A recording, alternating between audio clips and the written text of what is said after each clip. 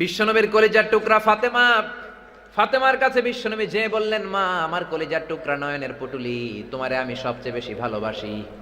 আমার চাচাতো ভাই আলী তোমাকে বিয়ের প্রস্তাব দিয়েছে, আল আনতে রাদিয়া, তুমি রাজি কিনা বলো। সাকাতাত, ফাতেমা চুপ করে রইলেন। বিশ্বনবী আবার জিজ্ঞেস করলেন, ফাতেমা বলো তুমি রাজি কিনা।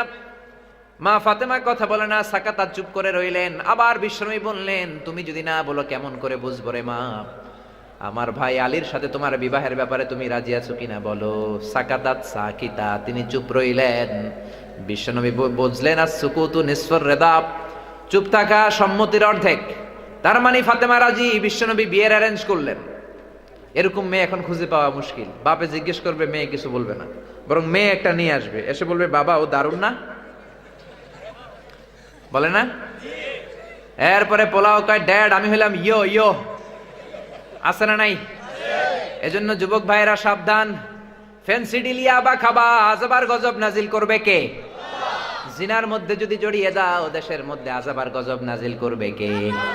এজন্য বাবারাও সহজ হন, মেয়ের বাবা ছেলের বাবা সহজ হয়ে যান, অল্প মহারানা নির্ধারণ করেন।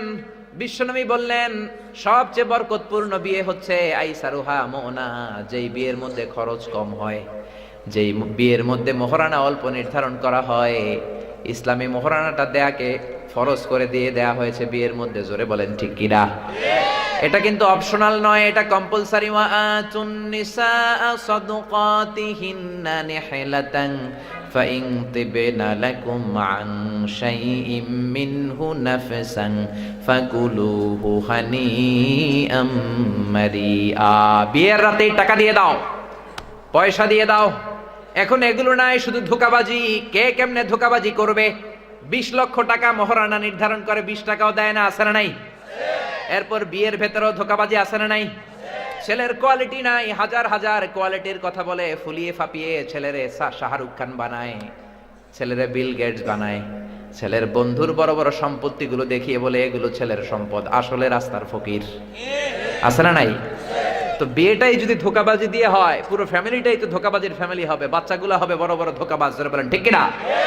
আবার বিশ্বনবী মেয়েকে বিয়ের পিড়িতে বসানোর আগে ধোঁকাবাজি করতে নিষেধ করলেন। বিশ্বনবী বললেন, পরচুলা পরবা না। পরচুলা চিনেন?